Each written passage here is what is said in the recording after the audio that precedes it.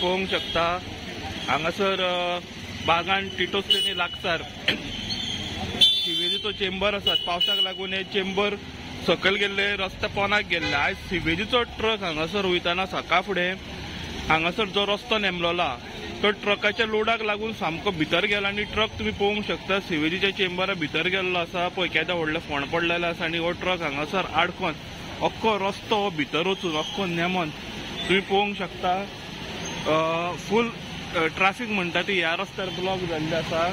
स्कुटरी अश्यो बारीक पळय कश्यो सरकशी करून सायडीच्यान वाट काडटात।